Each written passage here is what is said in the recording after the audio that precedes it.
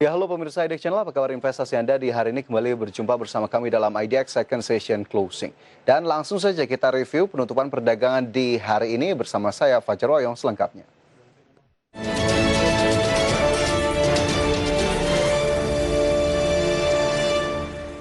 Ya, pemirsa, kita awali dengan informasi dari indeks harga saham gabungan, pemirsa, di mana hingga penutupan di sesi kedua hari ini, indeks harga saham gabungan ditutup di teritori negatif dengan mencatatkan pelemahan 0,35%.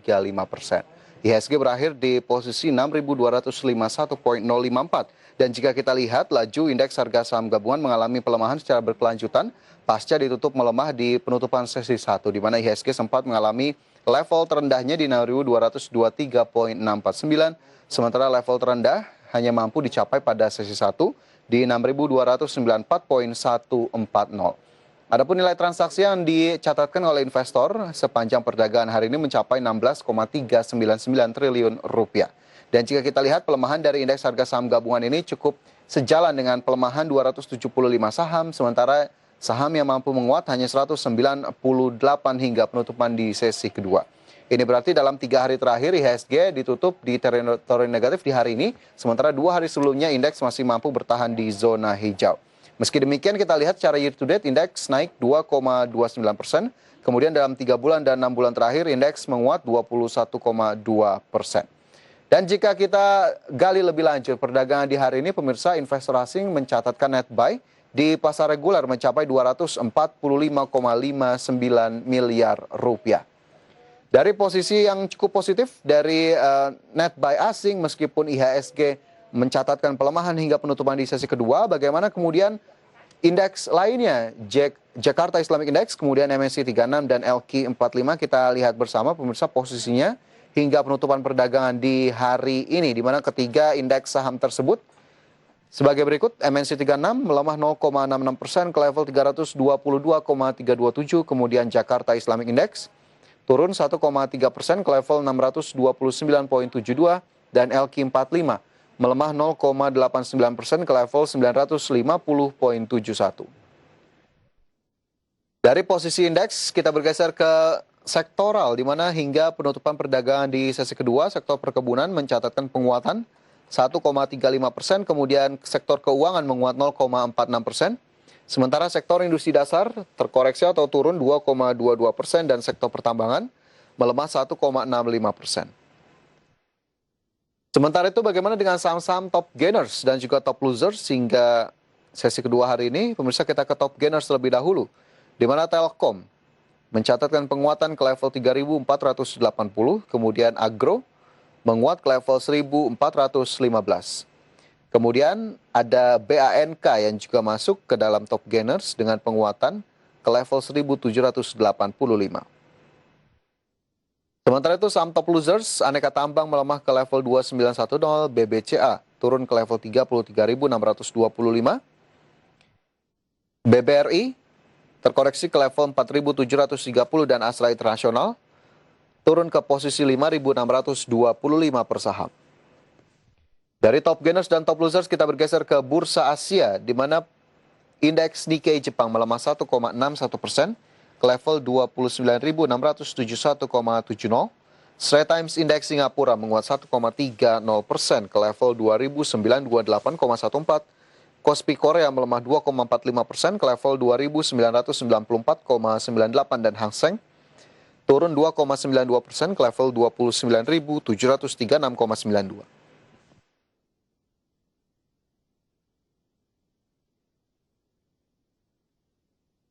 Ya, sementara itu pemirsa, di sepanjang perdagangan hari ini berbagai sentimen tentunya mewarnai baik dari global maupun domestik. Dan langsung saja kita lihat dalam sentimen of the day berikut ini.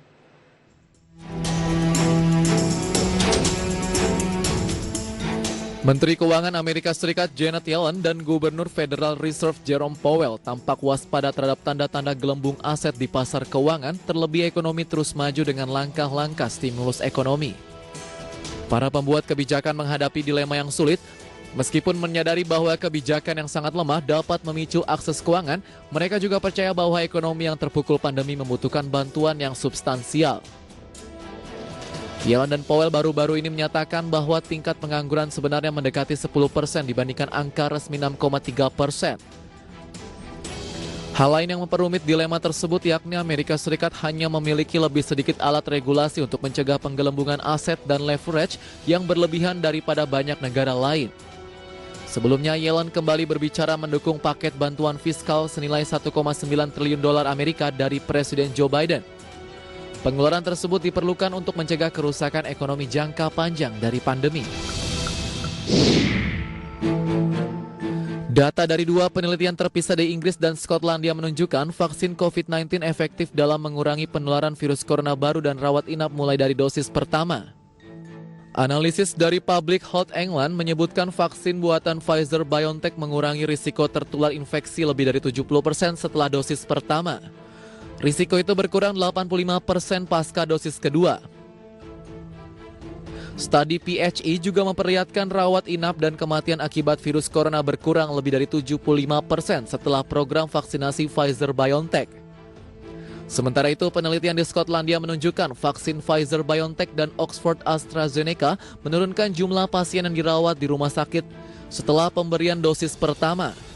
Studi yang dipimpin oleh University of Edinburgh menemukan pada minggu keempat setelah menerima dosis awal vaksin Pfizer mengurangi risiko rawat inap akibat COVID-19 hingga 85%.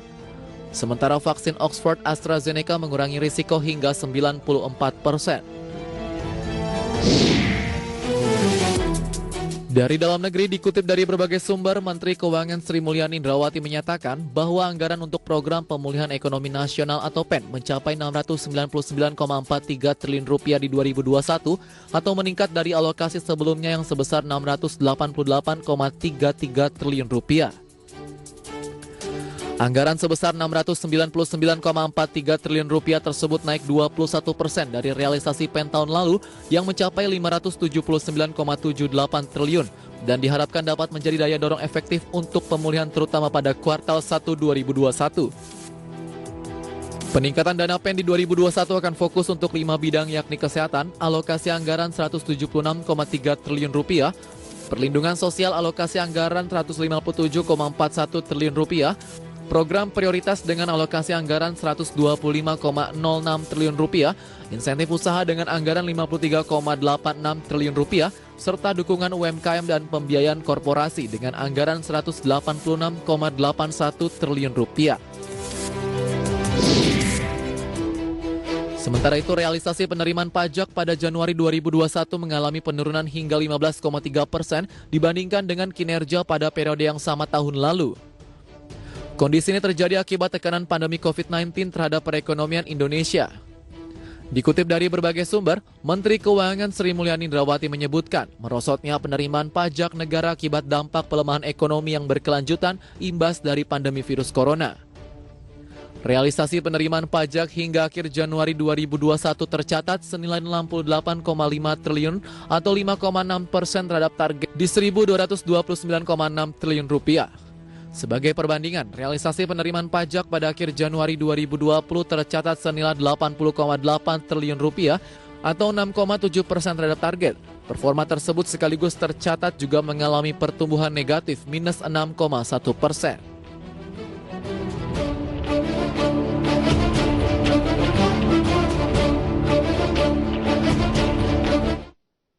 Ya, pemirsa jangan beranjak dari tempat Anda karena IDX First Session Closing akan segera kembali usai jeda.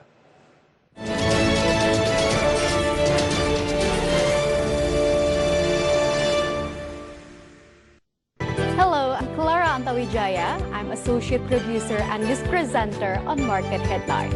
As Market Headlines starts at 4:30 p.m., which is in line with the closing market, therefore we summarize market conditions only for you. And my job in here as a journalist, I give concise and accurate news for the audience. And also, being a journalist is not only a job for me, but it is also a passion. Presiden Joko Widodo memiliki optimisme yang tinggi terkait dengan proses vaksinasi nasional yang sedang dilakukan saat ini. Bagaimana tanggapan dari pengusaha dengan angka ini? Tentu membuat kita harus lebih berhati-hati. Langkah apa yang tepat dilakukan untuk bisa meningkatkan pemahaman masyarakat? Komunikasi publik adalah kunci. Jadi kita harus bisa menunjukkan kepada masyarakat bahwa vaksinasi itu penting.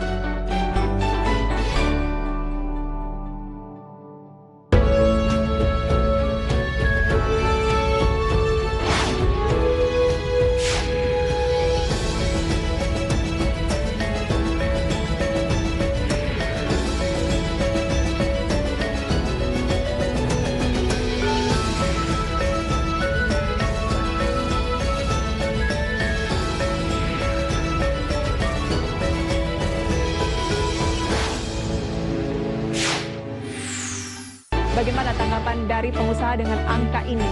Tentu membuat kita harus lebih berhati-hati. Langkah apa yang tepat? Jadi kita harus bisa menunjukkan kepada masyarakat bahwa vaksinasi itu penting.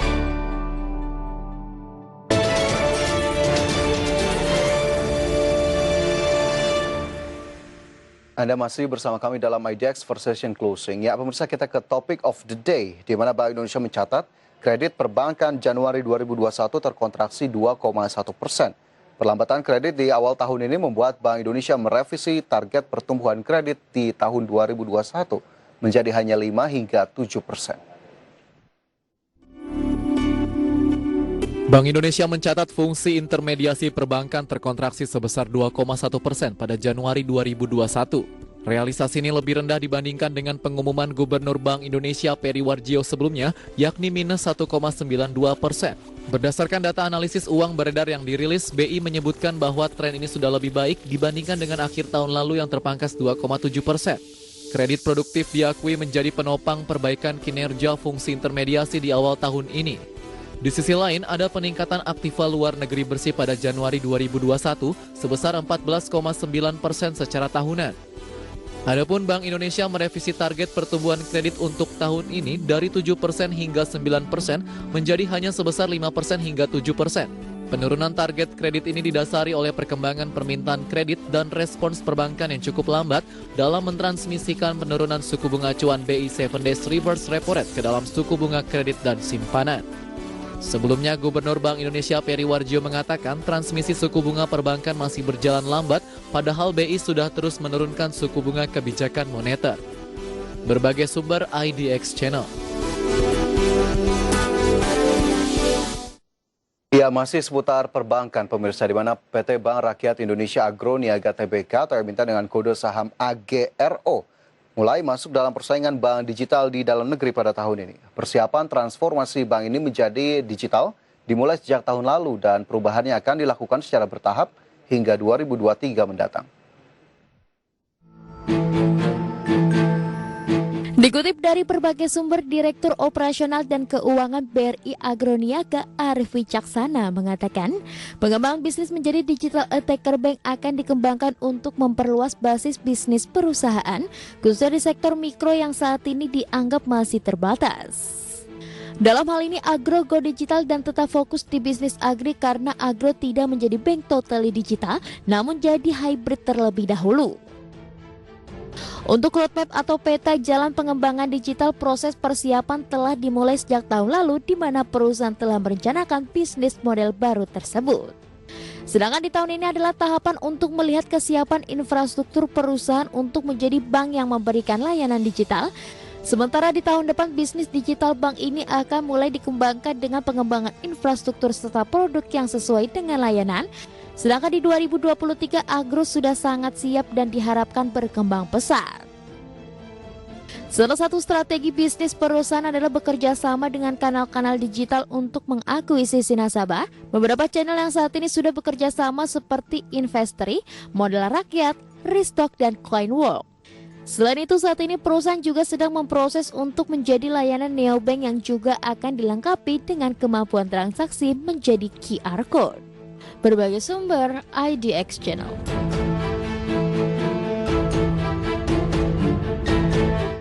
Ya, terkait BRI Agro Niaga, pemirsa, kita lihat bersama bagaimana kemudian pergerakan saham dari AGRO, terutama pada perdagangan di hari ini dan juga beberapa waktu terakhir. Kita ke grafis yang pertama, pemirsa, di mana ini merupakan pergerakan saham AGRO di perdagangan sesi 1 dan juga sesi kedua, di mana saham Agro berada di level 1260 pada pukul 9 pagi tadi, kemudian bergerak ke level Rp1.395 per saham.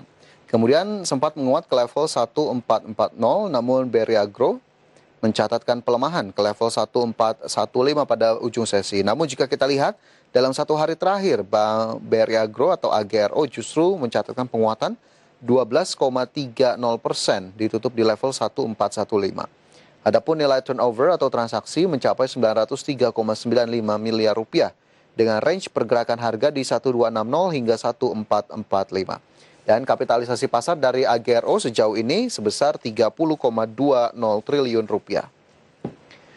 Sementara itu bagaimana dengan pergerakan saham AGRO dalam beberapa bulan terakhir? Pemirsa, kita lihat di grafis berikutnya, di mana ini merupakan posisi AGRO sejak Juli 2020. Pada 1 Juli, saham Agro berada di posisi Rp123 per saham, kemudian naik ke level Rp216 per saham pada 3 Agustus, kembali menanjak ke level 380 pada 1 September, kemudian mengalami pergerakan yang tidak terlalu jauh, 322 pada 1 Oktober 2020, kemudian 368 pada 2 November 2020.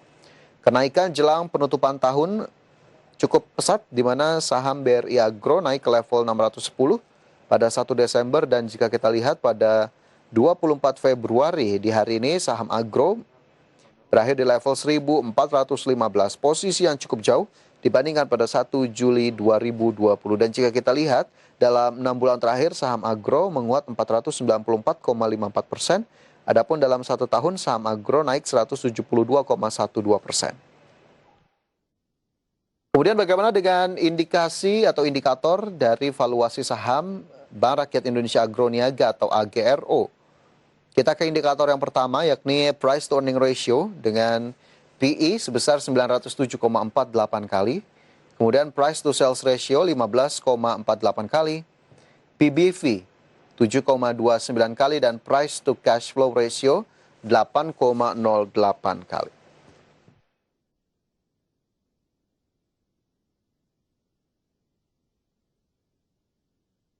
Ya, pemirsa, review terkait penutupan perdagangan di hari ini dan juga proyeksi perdagangan ke depan yang akan kami hadirkan usai jeda. Tetaplah bersama kami.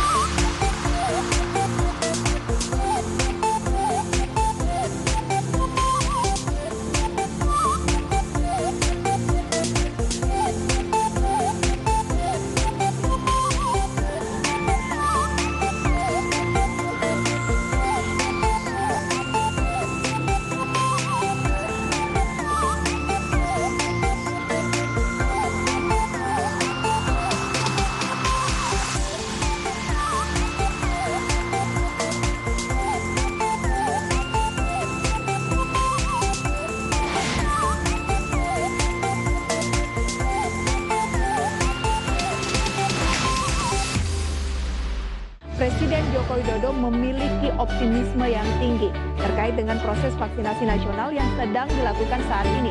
Bagaimana tanggapan dari pengusaha dengan angka ini? Tentu membuat kita harus lebih berhati-hati. Langkah apa yang tepat dilakukan untuk bisa meningkatkan pemahaman masyarakat? Komunikasi publik adalah kunci. Jadi kita harus bisa menunjukkan kepada masyarakat bahwa vaksinasi itu penting.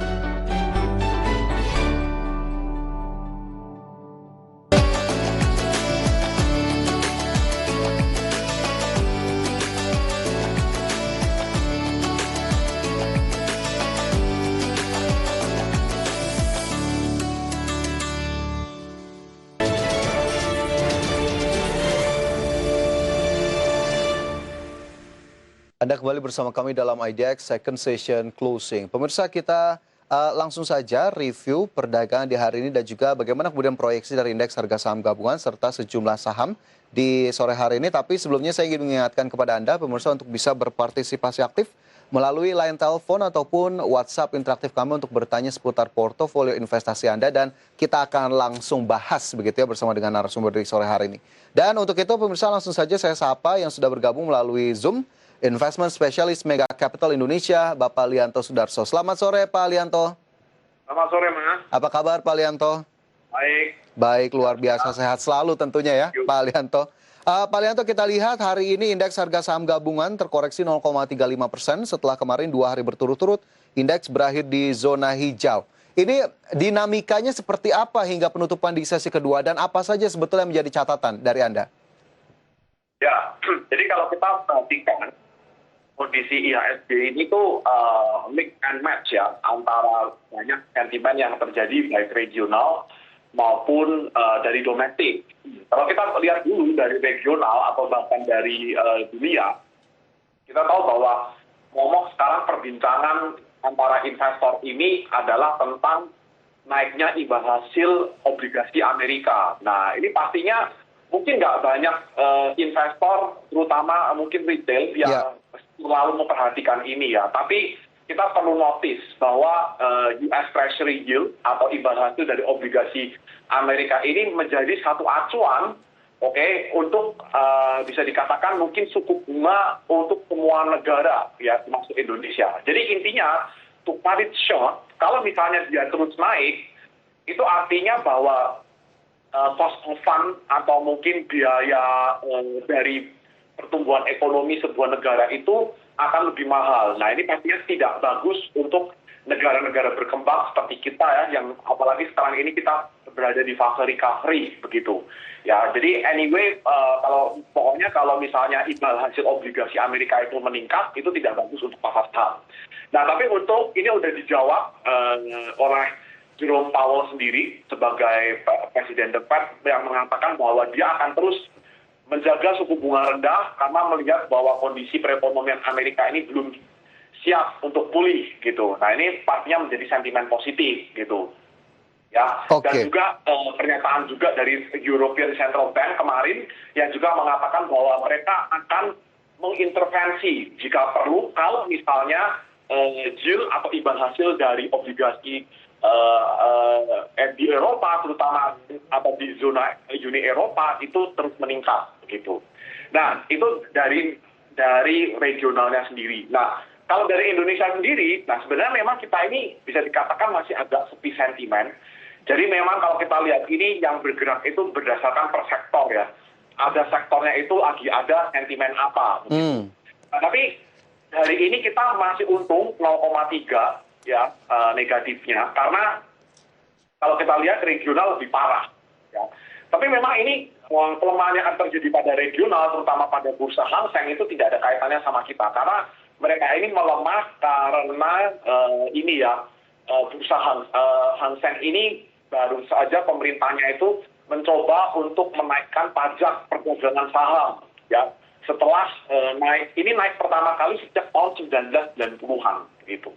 Nah, ini pasti otomatis direspon negatif sama investor, terutama yang mereka suka trading gitu. Ya, saya nggak tahu kalau ini ada kalau in the future mungkin pemerintah melakukan yang sama untuk IHSG, begitu. Oke, jadi memang ada beberapa hal begitu yang menjadi catatan. Salah satunya tadi kekhawatiran investor global terkait kenaikan imbal hasil obligasi Amerika Serikat, meskipun di saat yang sama akhirnya sudah dijawab juga oleh Jerome Powell. Tapi kekhawatiran ini masih akan berlangsung dalam beberapa waktu ke depankah, Pak Lianto? Dan sebetulnya adakah kemudian dampak-dampak yang akhirnya terlihat juga di pasar domestik kita atau justru sangat kecil dari kekhawatiran tersebut? Oke. Ya, jadi menurut saya memang kalau kita melihat kemarin itu ya, setelah Jerome Powell mengatakan bahwa dia masih akan berkomitmen untuk menjaga suku bunga rendah dan lain sebagainya, kita lihat memang penurunan obligasinya itu tuh nggak signifikan, ya, masih bertengger di sekitar level 1,36an, ya kalau nggak sekitar itu. Tapi intinya begini, apa yang mau dimaui oleh pasar itu sebenarnya cuma satu, pasar ingin global likuiditas yang lebih banyak lagi. Nah, jadi bagaimana untuk membuat supaya imbal hasil obligasi Amerika ini turun? Ya dari presidennya Joe Biden sendiri harus cepat-cepat menandatangani 1,9 triliun itu, begitu. Ya. Nah, jadi selama itu belum dieksekusi, saya rasa imbal hasil obligasi Amerika ini akan terus bertengger di antara 1,3an sampai 1,4 mungkin ya. Tapi saya tidak berharap kalau imbal hasil obligasi Amerika itu naik di atas 1,5. Karena itu menurut saya cukup level yang berbahaya. Karena kenapa? Karena kalau misalnya di atas 1,5, itu bisa dikatakan pertama kali Amerika memberikan positif real yield. Ya, real yield yaitu imbal hasil obligasi mereka dikurangi oleh inflasi mereka terakhir yang sekitar 1,3-1,4 kemarin ya.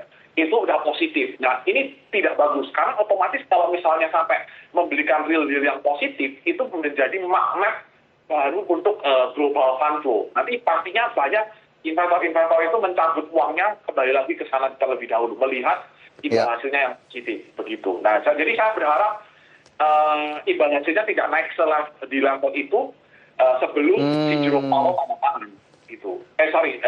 Sebelum Joe Biden tanda tangan seperti itu. Oke, jadi memang agar selisih ataupun spreadnya terutama dengan imbal hasil emerging market termasuk Indonesia tidak semakin menipis begitu ya, karena kemungkinan akan membuat outflow begitu untuk kemudian attractiveness dari emerging markets berkurang. Nah, tapi dari sisi pasar saham sendiri, Pak Lianto, kekhawatiran tadi memang ada begitu ya, terrefleksikan begitu ya dari aksi investor global. Sementara dari dalam negeri sendiri hari ini IHSG melemah 0,35% ya, tapi foreign investornya ternyata di pasar reguler juga masih terus melakukan pembelian ini. Net buy-nya ada 245,69 miliar rupiah. Pak Lianto, ada pergerakan yang cukup spesifikah di net buy hari ini? Ya, jadi memang begini, kalau kita lihat IHSG secara overall, secara domestik, memang semua kondisinya itu masih sangat kondusif untuk low environment ini ya, untuk interest rate yang masih rendah.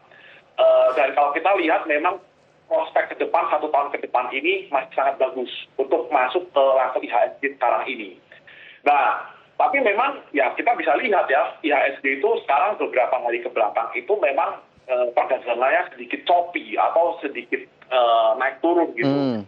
Jadi ini memang tergantung investornya. Kalau memang investornya melihat bahwa kita sampai tahun akhir 2021 dan kita percaya apalagi sekarang ini nanti program vaksinasi akan lebih dipercepat, akan ada vaksinasi mandiri dan lain sebagainya nanti yang hopefully, nah ini yang paling penting nih, Indonesia itu sekarang yang jadi momok sebenarnya di domestik isu adalah masih lemahnya daya beli masyarakat. Begitu. Dan salah satu untuk meningkatkannya bagaimana ya, program vaksinasi harus cepat dieksekusi begitu ya, harus lebih cepat daripada penyebaran virus corona. Nah, kalau kita percaya itu ya otomatis asing ini kan biasanya kan memang masuknya kan lebih jangka menengah dan panjang ya. Mereka jarang banget jangka pendek kecuali ada isu-isu yang berkaitan dengan regional. Misalnya nanti US Treasury yield naik ke 1,5 bisa saja mereka cabut dulu. Begitu. Oke. Jadi memang ada beberapa hal yang tentunya diperhatikan dan kita harapkan memang perbaikan atau pemulihan ekonomi juga bisa berjalan dengan cepat seiring dengan vaksinasi yang memang masih terus berlangsung. Nah, melihat perdagangan di hari ini sendiri, Pak Lianto, bagaimana kemudian akhirnya proyeksi ke depannya? Apakah kemudian masih akan tidak terlalu jauh dari level-level saat ini ataukah ada level juga yang mungkin bisa diperhatikan oleh para pemirsa? Ya, jadi saya rasa IHSG ini masih akan, ini kan tutupnya di sekitar level 6250 ya. Jadi saya rasa IHSG ini masih akan mencoba untuk terus konsolidasi ke sekitar level 6.150 sampai 6.300. Nah, tapi perlu diperhatikan oleh investor, IHSG ini sekarang itu bergeraknya itu berdasarkan sentimen per sektor. Jadi kadang-kadang kayak contoh seperti hari ini, walaupun IHSG melemah, tapi bank-bank ini terutama masih hangatnya kayak konsolidasi bank digital dan sebagainya. Ya buktinya mereka bisa aja menguat gitu loh. Ya jadi memang kita harus perhatikan per sektor mana yang kita mau pilih begitu ya. Sambil juga memang melihat kondisi market secara overall begitu. Oke, jadi melihat kondisi market overall, tapi tidak juga lupa untuk spesifikan kembali ke sektoralnya, begitu. Bagaimana kemudian ini bisa menjadi salah satu acuan yang tentunya menambah pertimbangan Anda, begitu ya pemirsa, untuk melakukan investasi. Sementara itu satu sektor yang tadi Pak Lianto juga sudah sebutkan, ini saya ingin coba gali lebih dalam, Pak Lianto, ada sektor perbankan yang kami juga tadi informasikan di Topic of the Day dan juga di berita emiten. Bank digital sepertinya semakin hangat ini Pak Lianto dari waktu ke waktu, dan ini juga menjadi salah satu topik yang kita angkat tadi. Ada BRI Agro yang juga sudah diketok palu untuk bisa menjadi bank digital. Ini akan membuat sektor perbankan sendiri dari composite index kita akan semakin ramaikah, atau bank digital masih perlu waktu untuk bisa menjadi pilihan yang cukup menarik bagi para investor? Ya, jadi mungkin saya rasa begini ya. Nah ini, jadi saya rasa itu ya balik lagi yang tadi saya katakan. Memang kebetulan kali ini kan momok yang masih hangat itu sekarang adalah bank digital ya, konsolidasi bank juga begitu. Nah, salah satunya tadi yang di-highlight oleh Andrew. Dan masih banyak saham-saham lainnya kan sebelumnya yang sempat nge-trend paling banyak diperbincangkan itu salah satu adalah Bank Arto juga begitu. Nah, cuma begini, yang saya mau tekankan kepada investor masalah bank digital, yes, memang kita memasuki fase ekonomi yang baru, the new economy ya. Di mana dulu kalau mungkin kita ngomong masalah bank itu, kalau nggak ada wujudnya di kota kita nggak mau masuk tuh, nggak mau masuk di situ. Tapi sekarang kita udah memasuki the new economy. Semua bank ingin digital. Artinya tidak perlu banyak lagi fisik gitu. Nah, tapi begini, investor yang perlu yang perlu dicermati oleh investor, ya saham-saham ini semuanya kita pun sudah tidak bisa lagi menggunakan price earning ratio lagi atau price to book value untuk valuasinya lagi. Karena semua yang berkaitan dengan digital itu semuanya berdasarkan growth. Nah, tapi sekarang begini, sebelum kita ngomong bank digital lebih banyak lagi, kita perlu menilik lebih dalam lagi. Oke. Nanti ke depannya, baik Pak Lianto, boleh ditahan dulu begitu ya. Kita akan gali lebih dalam lagi di segmen berikutnya terkait bank digital dan apa sebetulnya mungkin rekomendasi atau saran bagi beberapa bank digital yang sudah tercatat di Bursa Efek Indonesia. Tapi nanti usai jeda, dan pemirsa jangan beranjak dari tempat Anda, kami segera kembali sesaat lagi.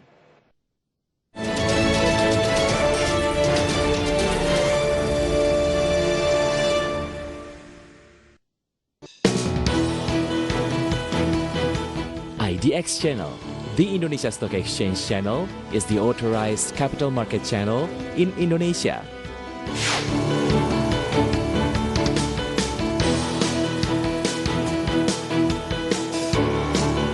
To give references to global investors, IDX Channel also presented the news about the dynamic of Indonesia's economy, business, and capital market in English.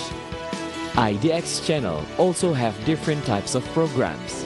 They are Special Dialogue, Market Opening, Market Review, IDX First Session Closing, IDX Second Session Closing, Market Headlines, and News Screen. IDX Channel is aired 24 hours a day with 5 hours live program from Indonesia Stock Exchange trading floor. Our vision and mission as the only capital market TV channel in Indonesia that is committed to improve the capital market knowledge in the country. News that had been delivered on IDX Channel can also be seen on our digital platforms, so you can give yourself an update about informations anywhere and everywhere. IDX Channel can be watched through Vision Channel, First Media Channel, IndiHome Channel, and Vision Plus, and also live streaming on idxchannel.com. IDX Channel provides information from around the world from different perspectives. We provide you various investment strategies, stock options, inspiring figures for your business references.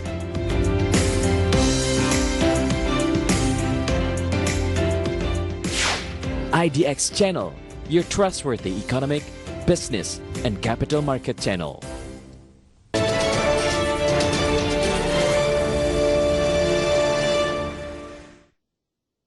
Ya, pemirsa, Anda masih bersama kami dalam IDX Second Session Closing. Dan tentunya masih bersama dengan investment specialist Mega Capital Indonesia, Lianto Sudarso. Pak Lianto, tadi kita tertahan membicarakan bank digital begitu ya. Nanti juga saya akan spesifikkan ke dua emiten begitu ya. Ada Agro dan juga Arto atau Bank Jago. Tadi yang ingin dilanjutkan Pak Lianto, jika melihat bank digital untuk investor, apa kemudian yang perlu dilihat? Ya, jadi mungkin menurut saya kita jangan... investor jangan ikut FOMO ya. Kita harus lihat juga sentimennya bagaimana. Karena sekali lagi bank digital ini kan is about proof. Kalau kita lihat laporan keuangannya, pasti mungkin Anda berpikir tidak sebagus pergerakan harga sahamnya. Tapi sekali lagi, namanya bank digital ini about growth. Jadi mungkin seperti price earning ratio atau price to book value itu kurang relevan untuk mereka. Nah, tapi begini. Dulu kita mungkin ngomong banyak tentang Antam karena masalah Tesla mau masuk, tapi ternyata sekarang pemerintah pun masih dalam tahap negosiasi. Ya. Nah, karena pertanyaannya begini, untuk bank digital sendiri, yang perlu kita pertanyakan adalah begini. Setelah mereka menjadi bank digital, seberapa jago mereka ini bisa mengkonversi uang-uang itu menjadi deposito. Contoh paling gampang, mungkin kita ambil ini ya, Bang Arto gitu ya, yang sudah ada sahamnya itu, Gojek sudah memiliki salah satu sahamnya. Nah, kita tahu bahwa kita memiliki GoPay gitu loh. Nah, dari GoPay itu tuh bisa berapa yang bisa dikonversi menjadikan deposito di Bank Arto-nya sendiri. Itu yang perlu kita pertanyakan. Nah, dari situ kita baru bisa nih, nanti kalau udah dikonversi, udah berhasil, nah kita baru bisa lihat modalnya bank itu sekitar berapa.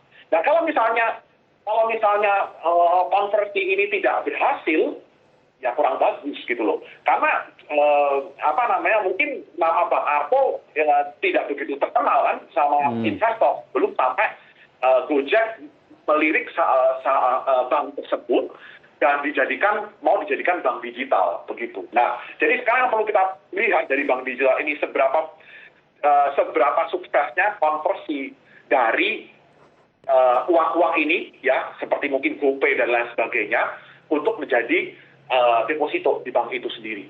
Gitu. Oke, akhirnya memang performanya kita perlu perhatikan kembali begitu ya dari bank-bank digital ini, meskipun tadi Pak Lianto juga menyatakan sepertinya rasio-rasio keuangan yang mungkin secara general masih bisa kita gunakan di sektor perbankan, sepertinya agak kurang tepat juga jika akhirnya kita gunakan untuk melakukan valuasi di bank digital ya Pak Lianto. Iya, jadi kalau misalnya Anda mau investasi atau trading di saham ini, ya Anda mungkin lebih banyak mengandalkan teknikal daripada fundamental. Oke, lantas jika demikian begitu Pak Lianto, jika kita melihat Bank Jago saja, Arto, yang hari ini kembali ditutup naik 3,69% ke level 10.525, perjalanannya bahkan cukup luar biasa dari awal tahun 2021 ini. Lantas apa yang kemudian bisa diberikan begitu kepada para pemirsa? Adakah kemudian level yang dicermati atau mungkin sinyal-sinyal dari pergerakan saham Bank Jago atau Arto sejauh ini?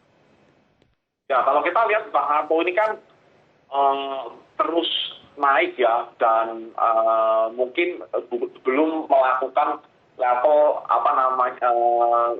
belum benar-benar koreksi gitulah ibaratnya, koreksi sehat gitu loh.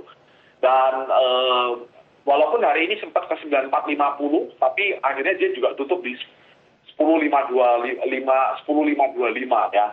Ya menurut saya mungkin karena ini baru dia naik, ya saya rasa, dan kalau kita lihat indikator lainnya seperti Stochastic, bahkan MACD, ini semua udah ya menandakan overbought gitu. Jadi menurut saya mungkin untuk Bank Jago sendiri, Arto sendiri ya, itu kita tunggu konsolidasi dulu. Kita mau lihat dia ini mau maintain di harga berapa dulu.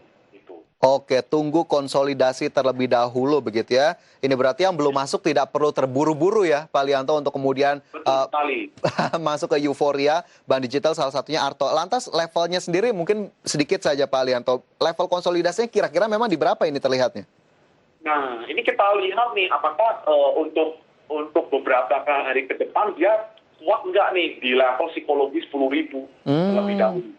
Kalau misalnya dia nggak kuat, kalau misalnya pun dia sampai ke koreksi 8.600, nah ini mungkin level-level yang menurut saya cukup menarik ya untuk diperhatikan ya. Mungkin kalau misalnya nggak di 10.000 bisa ke 8.500, kalau 8.500 nggak kuat pun, mungkin kalau dia bisa sampai turun ke 7.000, mungkin itu akan lebih menarik untuk tradingnya. Oh, wow, beberapa level begitu yang bisa diperhatikan pemirsa, level psikologis terdekat di 10.000, mungkin bisa juga menjadi tambahan informasi untuk Anda yang memperhatikan saham Bank Jago ataupun Arto sejauh ini. Sementara satu saham lainnya juga baru mulai masuk ke ranah digital, ada Bank Agro. Pak Lianto yang hari ini juga mencatatkan kenaikan untuk Agro sendiri yang memang sebetulnya secara konvensional sudah berdiri sejak lama. Untuk Agro, ada yang bisa kita perhatikan atau tidak ini? Nah, kalau Bank Agro ini cukup menarik ya, karena parent-nya itu Bank BRI gitu. Nah, jadi mungkin secara backingan begitu ya, secara backingan itu mungkin bisa katakan Bank Agro ini lebih bagus lah gitu. Cuma memang dari manajemennya kan juga belum mengatakan ya bagaimana nanti cara transformasinya ya. kalau ini Bank Agro, another BRI yang benar-benar digital, lalu bagaimana pembagiannya kayak gitu. Nah ini belum jelas sebenarnya begitu. Walaupun secara memang secara dia punya backingan ya atau parent di belakang company-nya, kita bisa lihat lebih besar gitu loh.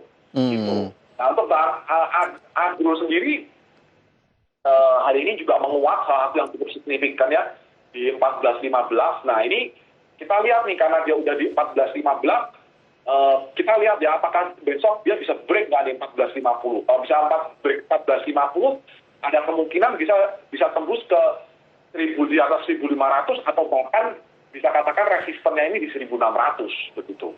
Oke, 1450 bisa tembus ke 1.500 atau bahkan resisten di 1.600. Tapi mungkin Agro, Pak Lianto lebih cocok untuk jangka pendek saja kah atau sekalian panjang saja mengingat tadi parent company-nya masih cukup oke? Kalau ini menurut saya semua yang berkaitan dengan bank digital ini masih untuk jangka pendek ya, lebih untuk harian aja.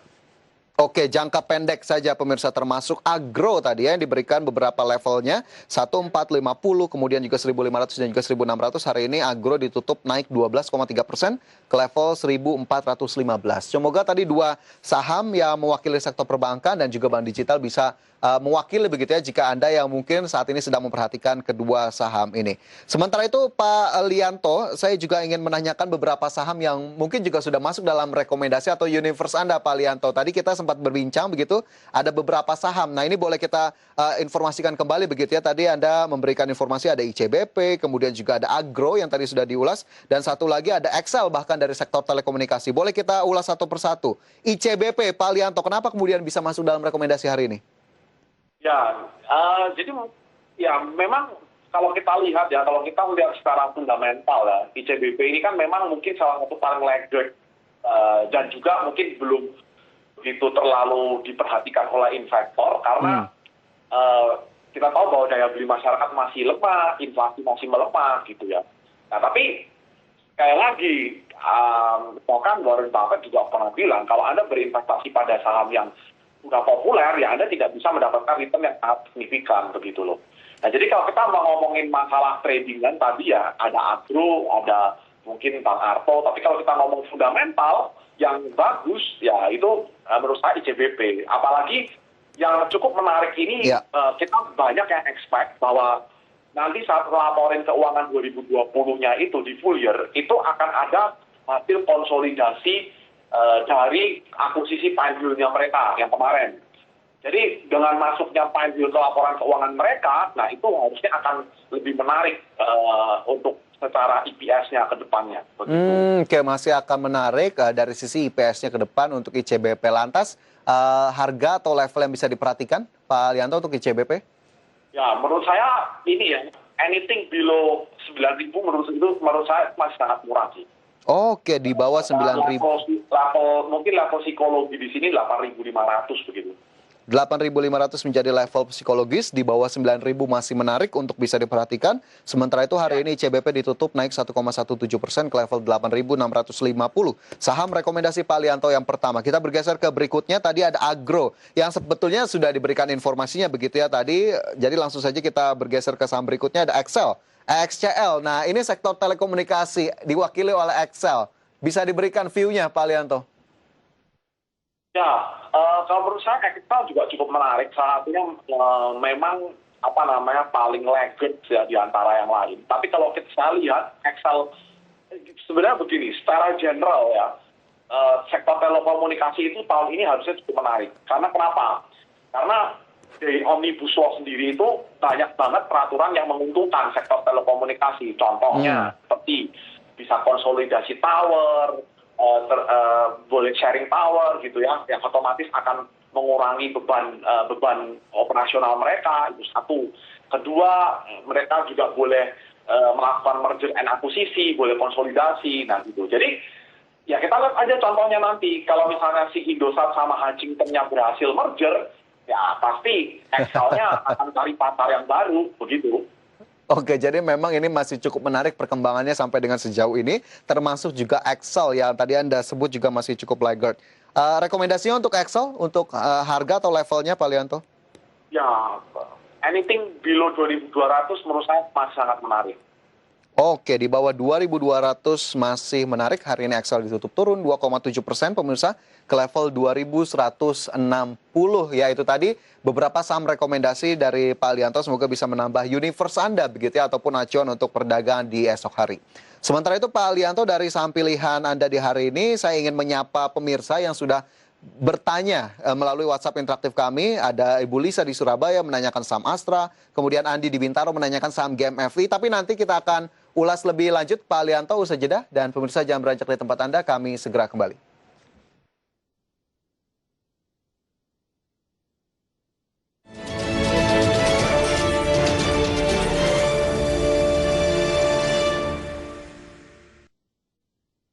Presiden Joko Widodo memiliki optimisme yang tinggi terkait dengan proses vaksinasi nasional yang sedang dilakukan saat ini.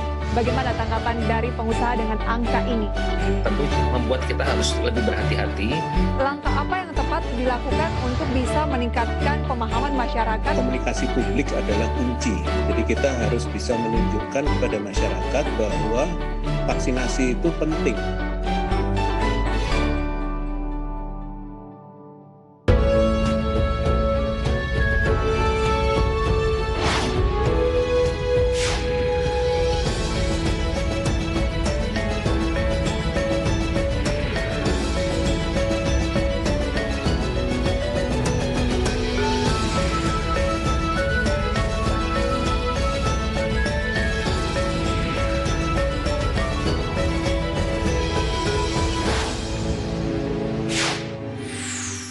Bagaimana tanggapan dari pengusaha dengan angka ini?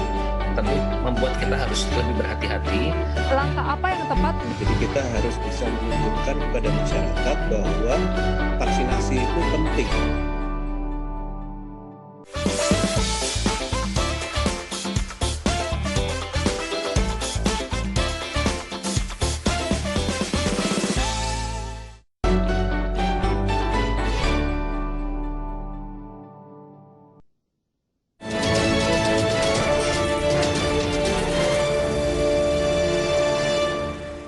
Anda kembali bersama kami dalam IDX Second Session Closing, dan kembali kita lanjutkan diskusi kita kali ini bersama dengan investment specialist Mega Capital Indonesia, Bapak Lianto Sudarso.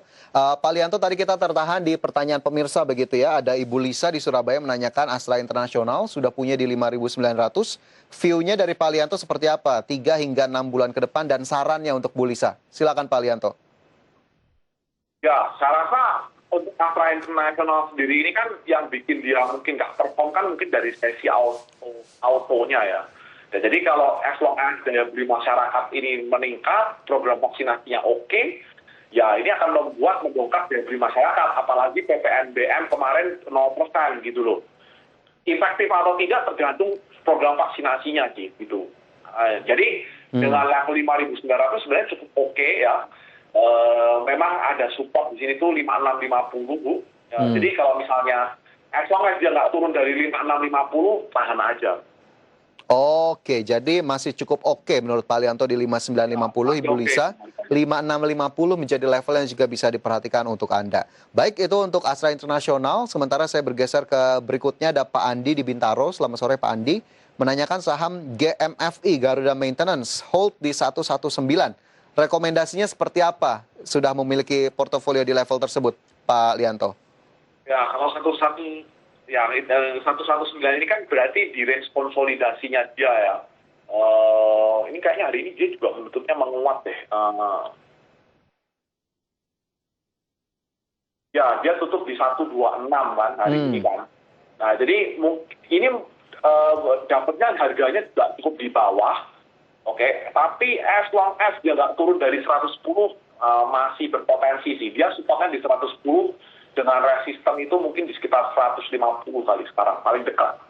Oke, support terdekat 110, kemudian resisten di 150.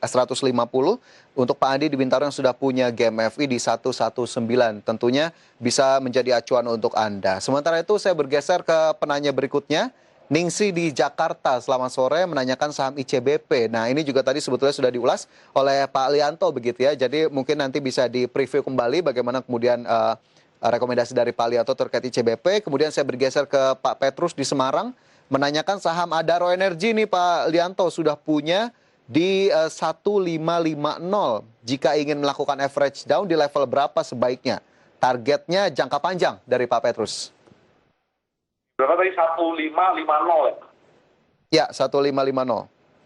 Nah, oke, ini saham batu bara ini tuh memang kemarin kan mungkin dapat insentif ya dari pemerintah kalau bisa hilirisasi itu ya. Tapi memang sekarang ini yang jadi permasalahan di saham batu bara itu tuh walaupun harga batu baranya naik itu temanya tuh sekarang banyak fund manager asing terutama itu harus beli yang ESG gitu loh. Dan saham batu bara Indonesia itu agak ESG banget ya, makanya harus susah naik gitu. Ya jadi ya saya nggak tahu kalau in the future mungkin mereka lebih ganti bisnis Kak. Adaro ini kan ada power plant walaupun belum signifikan ke laporan keuangannya ya. Nah, tapi as long as Pak dia nggak turun dari 1.100 ya nggak masalah sih gitu. Karena cenderung ini udah sideways dan udah di bottom di dia gitu. Tapi kalau dia turun di bawah 1.100 agak hati-hati gitu. Oke, 1.100. Ya, 1.100. Oke, baik 1.100 Pak Petrus di Semarang untuk Adaro yang sudah punya di level 1.550 tadi bisa diperhatikan juga bagaimana view dari Pak Lianto untuk Adaro Energi. Sementara itu dari Pak Petrus di Semarang, saya ingin menyapa Made di Bali yang menanyakan saham konstruksi nih Pak Lianto, sepertinya kita berpindah-pindah sektor. Waskita Karya sudah punya di 1.545. Analisisnya seperti apa untuk Waskita ke depannya? 1.545 ya. Ya. Nah, Waskita any construction lah. Basically memang kalau kita lihat sekarang valuasinya memang cukup mahal, tapi memang kedongkrak dari SWF itu ya. Ya kita lihat juga SWF itu nanti seberapa efektif ya. But in any way, as long as Waskita nggak turun dari 1.400 nggak masalah sih. Tapi ini kelihatan sedikit kayak ada head and shoulder ya. Pola patternnya tuh agak head and shoulder gitu. Jadi kalau misalnya dia tembus 1.400 tuh, nah itu harus hati-hati sih. Oke, jadi ada beberapa hal tadi yang perlu diperhatikan untuk WSKT. Made di Bali semoga bisa menjawab pertanyaan dari Anda, terutama tadi ada pola teknikalnya sendiri yang bisa dijadikan catatan. Sementara satu pertanyaan terakhir sepertinya Pak Lianto, ada yang menanyakan saham Bank Bukopin, BBKP sudah punya di 555, tidak menyebutkan nama. Boleh analisisnya? Ya, Bank Bukopin sekarang kelihatannya juga masih konsolidasi, punya dealer di berapa? 500? 55. 55 ya. Ya, saya rasa mungkin Bank Bukopin ini karena sekarang Minbank juga udah masuk dan lain sebagainya, mungkin lebih cocok untuk jangka panjang. Tapi untuk mungkin kalau untuk trading ya, as long as dia tidak turun dari mungkin level 500 begitu ya, I think masih ada potensi untuk penguatan lebih lanjut sih. Dengan sekarang mungkin resistennya itu paling dekat dulu, ya mungkin sekitar 650. Oke. Jadi ada level-level terdekat yang juga bisa diperhatikan untuk BBKP. Seiring tadi ada masuk ke KIB begitu ya, dalam Bank Bukopin, dan kita harapkan nanti ada pergerakan-pergerakan khusus juga untuk BBKP. Semoga bisa menjawab pertanyaan dari Anda, dan juga mungkin tadi ada dari Anda yang sudah bertanya melalui WhatsApp interaktif tapi belum terjawab. Mohon maaf pemirsa, kita akan lanjutkan kembali esok hari. Pak Lianto, terima kasih banyak sudah bergabung sore hari ini. Oke, sehat dan sukses selalu. Terima kasih, sama-sama Mas. Ya, pemirsa, demikian IDX Second Session Closing hari ini. Semoga pembahasan tadi dapat menjadi referensi dan tentunya tambahan informasi untuk portofolio investasi Anda. Dan kita akan berjumpa kembali esok hari pada pukul 15 waktu Indonesia Barat hanya di IDX Second Session Closing. Saya Fajar Royon, terima kasih. Sampai jumpa.